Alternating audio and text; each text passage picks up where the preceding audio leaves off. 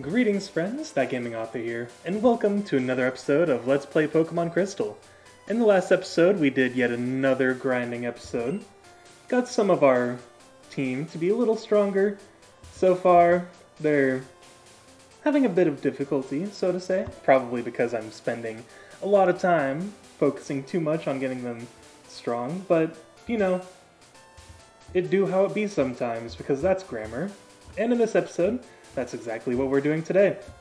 Now, I would have muted the audio like I did in the last episode, and just had a nice podcasty episode where we listened to nice chill music. Wow, how many times can I say nice in one single ongoing, what is the word? Oh my god, I can't think of the word now. A run-on sentence. Why couldn't I think of that word? Freaking, I don't even know where my brain's at right now. It's pretty late. I'll show you the time when we next open up the Pokegear.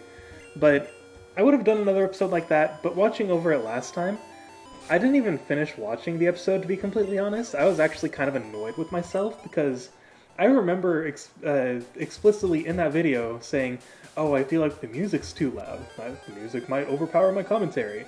When in fact, the complete opposite was the case. It was all essentially just, crappy. Also, I don't know if Bubble's gonna work well against Bellsprout, but anyway, the music was very quiet. Okay, yeah, we're gonna swap buzzing it out then. The music was very quiet, and that was not good. It was mostly just commentary with silence in the background, so I'm actually gonna have the game audio playing this time around. And not repeat my mistake there. It was an okay episode, though. I mean, there's only so much you can really talk about when level grinding, and we've still got a ways to go in terms of getting our Pokemon strong. And my ultimate goal is to get Hina up to level 12, and then I will probably stop grinding there. And then I'll hope that's enough to, if we encounter another Ghastly, to go ahead and use it to catch one. Also, I did do a little bit off camera recently.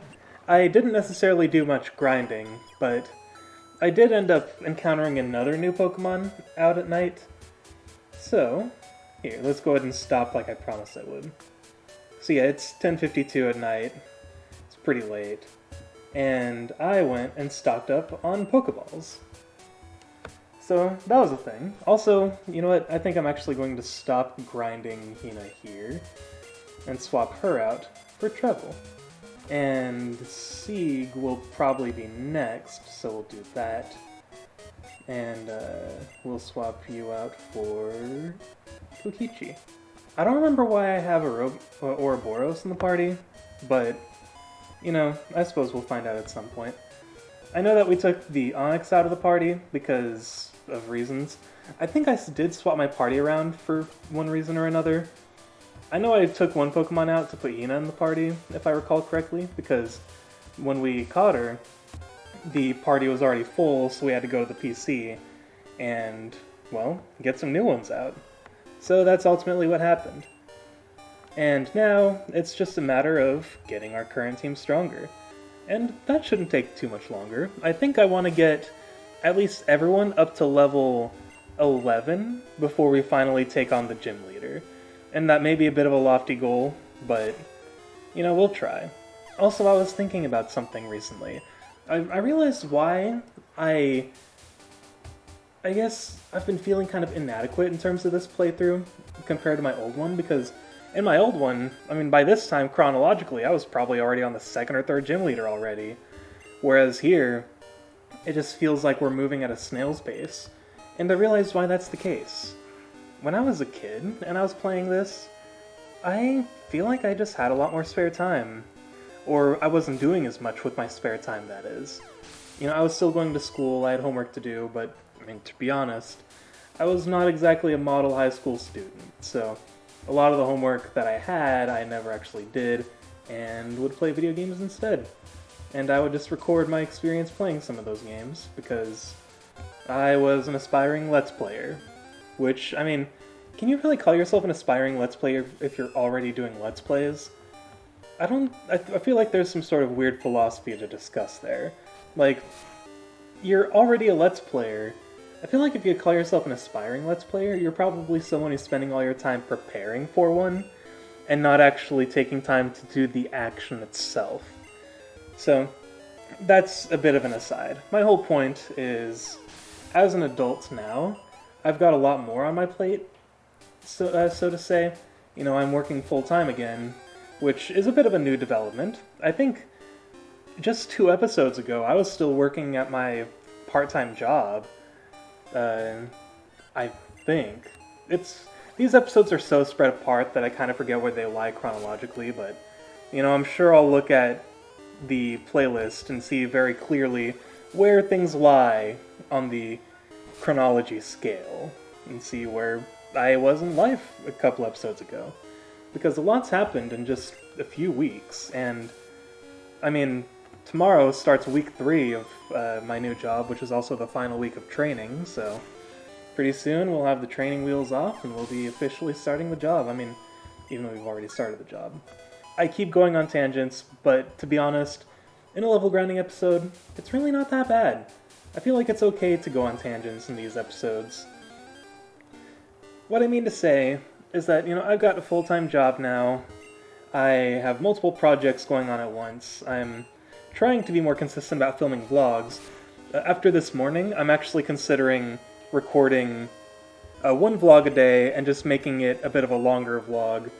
Just sitting down, talking, having a cup of coffee, and just hanging out in general, instead of recording multiple shorter vlogs at a time. And just uploading them all, you know, sporadically. And speaking of which, I may you know what, no, I'll probably upload this right after recording. I mean, I might schedule it for a later upload date, but who knows. Yeah, I've got all these projects going on, so I think as a kid, I haven't revisited my old Pokemon Crystal Let's Play in detail. I've just kind of skimmed it, and that's what originally got me inspired to do this Let's Play in the first place. I think I did a lot of grinding off camera, and, you know, I had a lot more spare time, so once I was done with school and whatever homework I actually decided to do, I would, you know, boot up the emulator on my computer, and there we go. Just start it up and do all this grinding. I don't know if I spent as long grinding, though. I may have to... Oh, shoot, we're poisoned. I may have to revisit my old videos and see just how long we actually spent grinding, or if there was a way to measure how many hours I was at that point. Anyway, my whole point... I mean, I keep making a lot of whole points, so to say. Oh yeah, I got that classic poison animation. How fun. But yeah, I feel like I just had a lot more spare time in general. Oh, window got deselected somehow. If you guys heard the sound cut out, that would be why. I have my headphones on, but I'm not actually really listening to the game audio because I wanted to focus more on commentary. Because I think the sound kind of distracts me a little bit, and I wanted to keep a more consistent stream of commentary this time around. So instead, I kind of have my headphones off my ears and more just kind of on my head.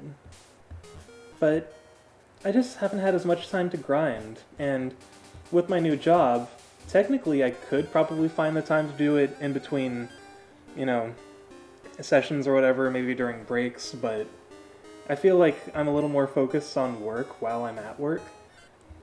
I don't know, maybe that's just a grown-up thing. And it helps that it's a job that I feel valued at, I suppose. I kind of enjoy it, which I never thought I'd say about a regular 9-to-5 job, but it's not a bad job, really. I rather enjoy it. I won't get into specifics about it, because that's never a good thing to do on the internet, but it's a job I really enjoy. And with that, I just don't have much time off camera to grind, or rather I should say, I haven't been making the time.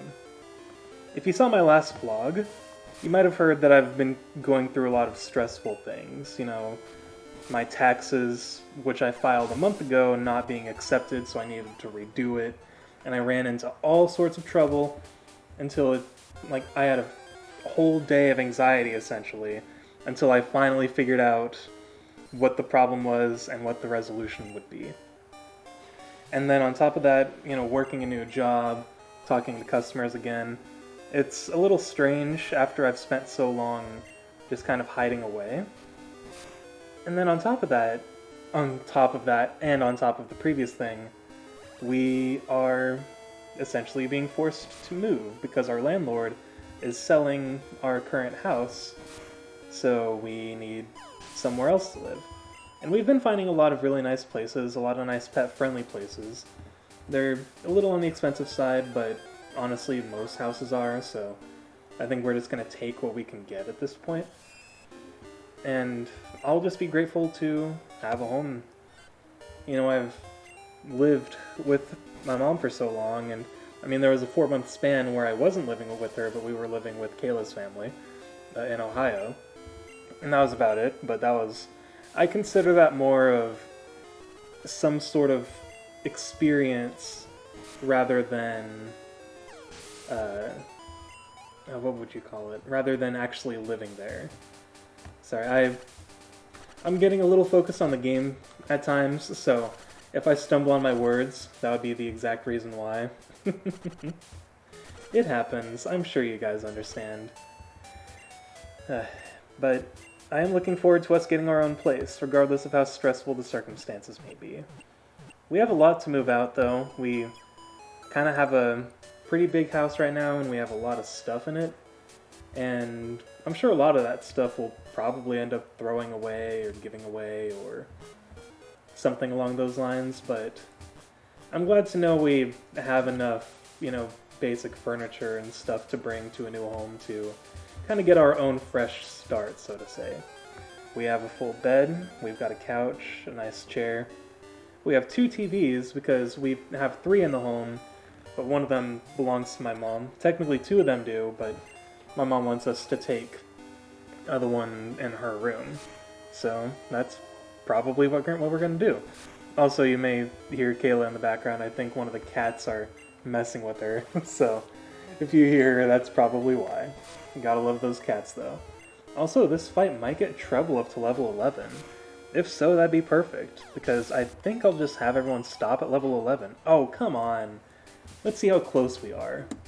Oh, whoops, wrong. I meant to press the up button, but I pressed something just slightly above. Oh yeah, look at that. 4 XP to the next level. Alright, Treble, you got this. One more fight. I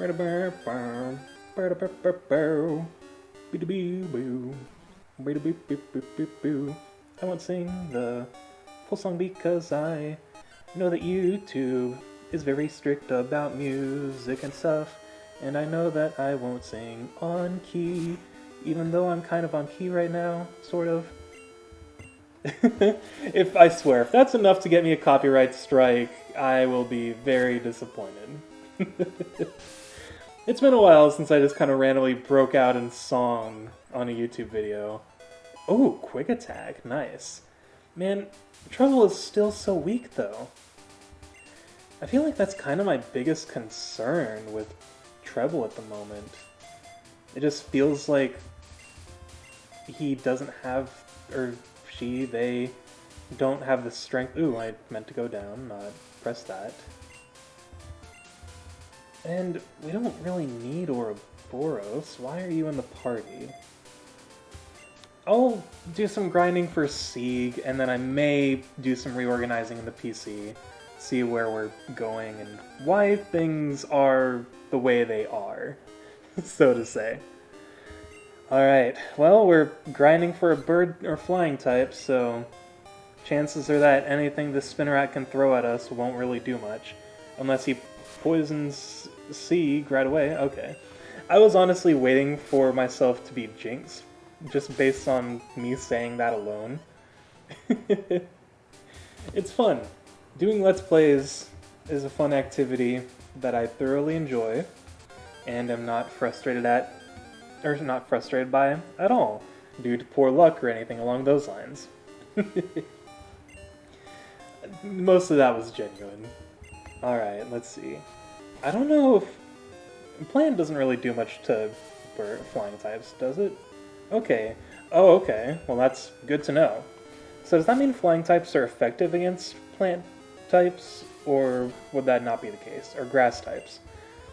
I am not a Pokemon expert, and I apologize to any Pokemon experts that are watching. I am not very well versed in the Pokemon lingo, so to say. Ooh, Gus. That's going to be nice against some of the bug types. Joey wants to fight, apparently. Oh? Wild Spinarak. Okay. Well, nice to receive a status update from our bud. It's been a while since we heard from him. I'm hoping we encounter some of the new Pokemon around here. We've got a Ghastly, and then there's another Pokemon type that appears around here at night, so I'm hoping to encounter one at some point. Oh wow, I just saw one of my cats jump from the counter to the island in the center of the kitchen with no issue at all. And the other one just did the same thing. So it sounds like Kayla must have kicked them out of the bedroom. That's alright. Also, Seed gains XP very quickly. I imagine it probably doesn't take it very much XP to level up for him then.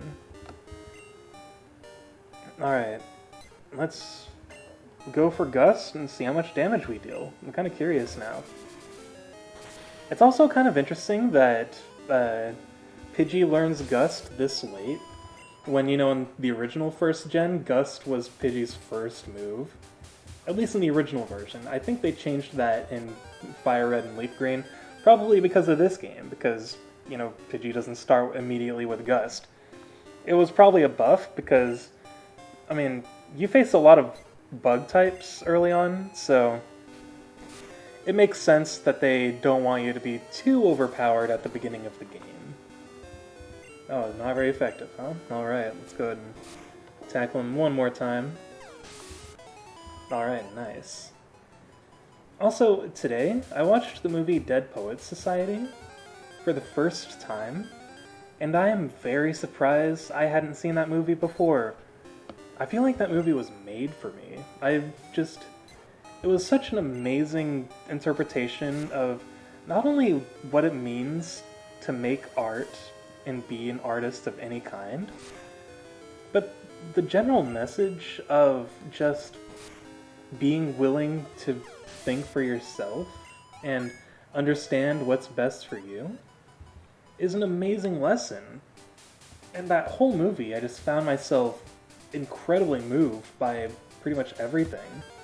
I won't say anything and I won't spoil the plot in case you're watching it and never seen it and are interested in seeing it, but if you're an artist of any kind and you're facing burnout from, I don't know, maybe being one of those gifted children who grew up being told, oh, you're gonna be amazing and do all these amazing things when you grow up, and then you grow up to become a burnt out adult who feels disappointed in yourself because you feel like you're not living up to the potential you were told all your life that you had, I recommend watching that movie. That movie inspired me like nothing else ever has. And I watched this right after watching Scott Pilgrim vs. the World because I was just kind of scrolling on the internet to see what movies I could watch for free. And that was one of them, and I mean, it was free with ads, but I'm like, you know what, I can deal with some ads here and there. It's worth it. I've been wanting to watch Scott Pilgrim again for many millennia. And Dead Poet Society was a suggested movie after that. So I finally booted it up, and I'm like, okay, let's see what I've been missing out on. And it was like nothing I expected. I knew it was a Robin Williams movie, but I didn't know what to expect. I knew it was kind of more of a serious movie, but I mean, it's also Robin Williams, so you have a little bit of comic relief in there, but it is still ultimately serious in the end, but I really appreciated the general message, and the characters were just so human and down to earth, and I really liked that about it. It was a fantastic watch, and both Kayla and I cried, that's for sure, and I will not deny that, but it was worth it. It was very powerful and a very necessary watch, I think. I feel like I stumbled upon that movie on a very... Wow, I keep using the word very. I stumbled upon that movie during a period in my life where I feel like my art doesn't have as much importance or impact. I've been I've been talking about this for years now, about how my writing just doesn't feel the same anymore. I feel like I'm no longer writing for myself, and I'm not writing for any other reason except just to write. And that's become a bit of a problem. So, watching that again reminded me of what it means to be an artist in the first place. It reminds me of the importance of passion and just letting yourself feel human emotion. That raw emotion is what can draw out some of that passion that's laying dormant within you. And I could go on this whole spiel about following your dreams and blah blah blah, but I mean, things are different for everyone. Not everything will work for everyone, and that's important to acknowledge just in general. So, with that being said, I'm glad I watched that movie, and I'm glad I came to that realization. It did make me want to start doing YouTube videos more frequently, because this, as strange as it is to say, especially to we on the internet, YouTube videos are a form of art. Even if I'm just sitting here playing some video game from the 90s, talking about nothing really, it's a form of art. I'm putting time and energy into a project I genuinely feel passionate about. And I feel like that's something a lot of people forget when they get into these sorts of things. You need to have that passion to do these things, I think. A lot of people who get into doing YouTube do this not for the passion of it, but because they feel it's an easy alternative to making money over working a regular full-time job. And I don't blame anyone for thinking that way one bit. It definitely makes sense, especially when you hear of YouTubers getting so successful and allegedly making all this money from, AdSense or whatever, or YouTube Premium viewers and everything. It's easy to see that and be like, I can do that. I have a personality I could share on the internet. I can put myself as another cog in the machine. And I feel like you lose that passion when you do this for monetization or, growing an audience. Not that there's anything wrong with either of those. I mean, there are YouTubers on here now that are making money. They've made this a career when they started off just doing this as a passion. And they're way more focused on adhering to YouTube's restrictions and things, like not cussing in the first minute of the video or something like that, like Game Grumps. They went from just being a simple podcast between two dudes to a full-on company. Like, all because of YouTube. They managed to grow an audience and maintain that audience over a long period of time. And, I mean, that's good for them. And it's easy to look at that and be like, that's what I want to do. But at the end of the day, it becomes another job. Ooh, here's one of the Pokemon I wanted to catch. At the end of the day, it ends up becoming another job. And I feel like that's just... It's easy to get burnt out when you have the mindset of wanting to do this as a career, but only as a career. And anyone who wants to do YouTube as a career, I mean, I am no one to provide advice on this. I've never really done YouTube as a career. I've definitely had interest in it, and I still do, but it is by far not my goal. Alright, let me read this real quick. During the day, it gathers with others and hangs from the ceilings of old buildings and caves. And I already know what to name this Zubat. But yeah, I'm not one to be providing advice on this, but at the same time, I feel like this advice can apply to anyone in any artistic field. You want to do this because you love it. And if it does become something you can monetize, that's great.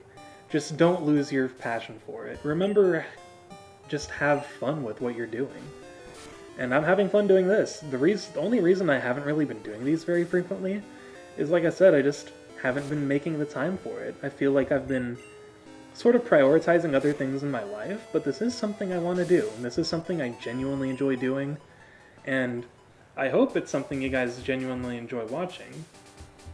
At least some of you. I know it's not for everyone. This is basically just an overglorified podcast where we're doing the same thing over and over again, but, you know, sometimes it's fun to just talk about things. It's fun to leave a video on in the background while you're doing some work or something like that, and listen to some random 20-something-year-old talk and wax poetic about life and things they don't really know fully about, but are willing to explore. And if I'm wrong about any of it, I'm willing to admit that I'm wrong. That's perfectly fine. But I feel like there's no right or wrong when it comes to talking about passion. The only wrong is if your passion involves hurting yourself or others. That's an important distinction I always like to make. It's follow your passions unless it puts the physical, mental, or emotional well-being of yourself or others at risk. Although, to be honest, pretty much anything you do will put your own mental well-being at risk, but I guess that depends on the fortitude of, you know, your brain or brain makeup and all that. I am not a qualified, you know, psychiatrist or anything. I can't talk about this crap, and if I do talk about this crap, please don't take it seriously. I am not qualified to talk about anything like this. So, just like I always say, or like I said in the vlog this morning, take everything I say with a grain of salt, and just understand that I am talking out of my butt here. I'm kind of just trying to make sense of life, and hoping that it resonates with you guys as well as myself, because, you know, I'm still basically a kid on the inside in a way. I'm trying to find my way in the insanity we call life. And it's a difficult task sometimes, but, you know, we can do it. It's possible. Plenty of people before us have struggled, fought through life, and made it. And I think we can too. Oh, I meant to use tackle, not quick attack. I was just kind of mashing the button there. But that was something that happened in Dead Poet Society that kind of resonated with me. It was a big theme in that movie was the Latin phrase carpe diem, the phrase seize the day. And that's a phrase I've been hearing a lot over the years. And, you know, whenever I hear it, I always get pumped up. I'm like, yeah, seize the day. Let me, you know, do what I'm passionate about and, you know, just be whoever I want to be. And it's not always that simple. I feel like what it means to seize the day is to stop waiting and start doing. And that sounds like some bullcrap self-help quote, like now that I'm saying it out loud, but that is genuinely what I think it is. It's to stop waiting and start doing. Hesitation is the enemy of, you know, following our passions and dreams. You know, we hesitate so much that eventually we just never do anything. And that's something I've been struggling with myself. I feel like I've been hesitating a lot with a lot of things in life. I mean, I hesitated to record anything today. The fact that I got to record a vlog this morning was kind of it was a product of me just wanting to get back into the habit of making videos again. And, you know, that's just how life is sometimes. And that's okay.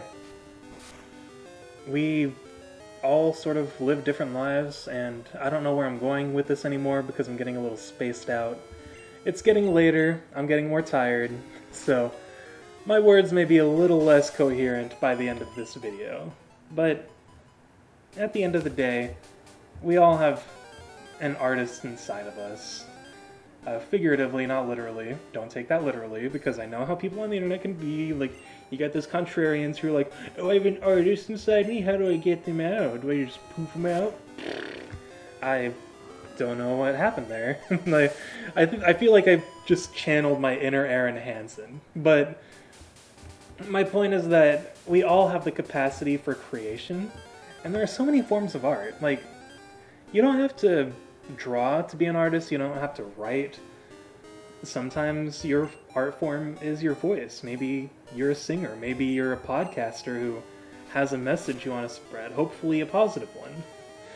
I feel like a positive message may be subjective depending on the audience looking, but to me, a positive message is one that's about preferably spreading a message of love, spreading a message of not necessarily unity, but understanding and compassion. Because all humans are different at the end of the day, so understand that and be compassionate when people maybe don't think the way you do. Understand that they had a different upbringing and you did as well. Understand that not everyone's going to agree or even like you, and that's okay, because there will also be people who do like you. And hold on to those people, cherish them. That's another thing I've been thinking about.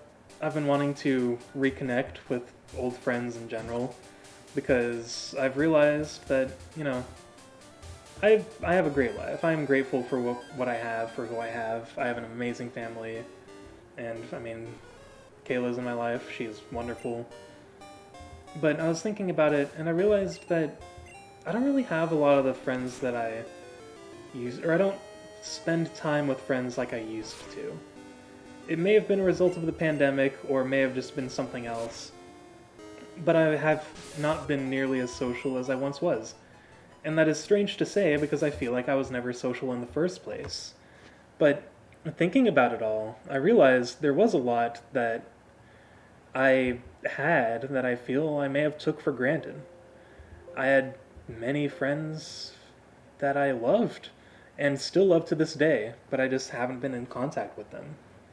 So I've sort of wanted to resolve. Man, I keep using passive words. I gotta avoid doing that. I've been wanting to eventually reach out and start contacting some of these friends and just seeing where they are in life and hopefully starting more of a dialogue with them. I want to talk to them and get to properly know them better. So that's ultimately a goal of mine. I've come up with a few goals, short term and long term, that I want to do no matter what happens in life or where I end up. And reconnecting with friends is a big one. I just want to talk to at least a select few and, have some of them meet Kayla, of course. And let's go ahead and get Ouroboros back in because I don't need him right now. And let's take someone out. We have Bruce, Poliwag, or yeah. Oh yeah, that's the shiny. Peter Parker, Hopper, Gabora, Rocky, Ouroboros. Wait, hang on. Okay, level 8. So then Gabora must have been the weaker Pokemon that I had in the party. So who do I want? I know who we'll be fighting. You know what? Maybe let's go with Zubat. Why not?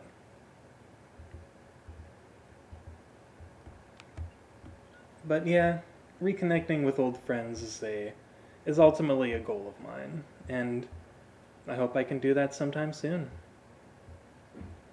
Anyway, we are finally almost done with our really long grinding session. Let me go ahead and move Bruce up to the top here. Let's see how late it is. 11:23. It's definitely much later than normal, but I feel like we've made a fair amount of progress. Next time on Let's Play Pokemon Crystal, I will probably grind Bruce up a little more off camera, and once we have a party of everyone being level 11, we will take on Faulkner, the very first gym leader. I will see you guys then.